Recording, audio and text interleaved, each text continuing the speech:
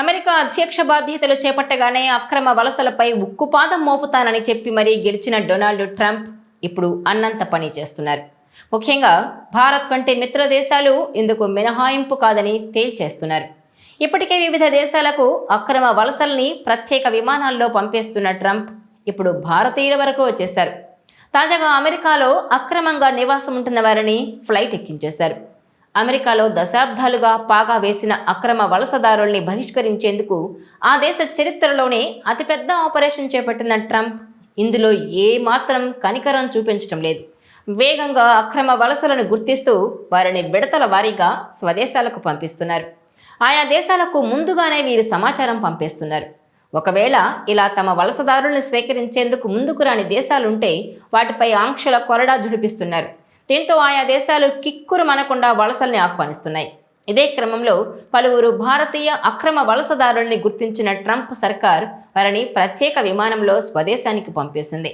అమెరికాకు చెందిన C-17 విమానంలో తరలించారు. ఈ వ్యవహారంపై కేంద్రం కూడా నోరు మెదపడం లేదు.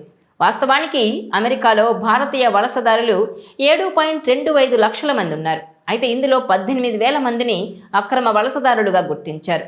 వీరిని స్వదేశానికి పంపేందుకు మోడీ సర్కార్తో ట్రంప్ మాట్లాడారు. దీనికి భారత్ కూడా అంగీకరించడంతో ఈ 18,000 మందిని విడతల వారీగా పంపుతున్నారు. ఈ బహిష్కరణలు పూర్తయ్యేలోపు వైట్ హౌస్కు వెళ్లి ట్రంప్తో భేటీ అయ్యేందుకు భారత ప్రధాని మోడీ సిద్ధమవుతున్నారు.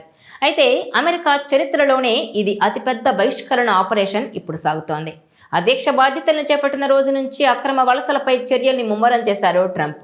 మొదట 538 మందిని అరెస్టు చేసి వారి స్వదేశాలకు పంపేశారు. మరో 5,000 మంది అక్రమ వలసదారుల్ని ఆయా దేశాలకు పంపేందుకు పెంటగాన్ సిద్ధమవుతోంది.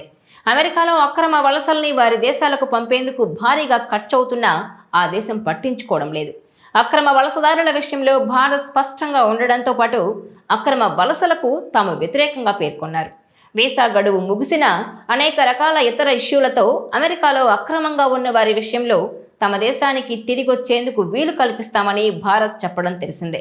ఒక అంచనా ప్రకారమే అమెరికాలో భారత్కు చెందిన అక్రమ వలసల సంఖ్య దాదాపు 7,25,000 మంది ఉన్నట్టుగా చెబుతున్నారు. వీరిలో 18,000 మందిని భారత్కు పంపేందుకు జాబితాను సిద్ధం చేశారని చెబుతున్నారు. అమెరికాలో అక్రమంగా ఉన్న విదేశీయుల్లో తొలుత మెక్సికో, తర్వాత సాల్వెడార్, 3వ స్థానంలో భారతీయులే ఉన్నట్టు చెబుతున్నారు.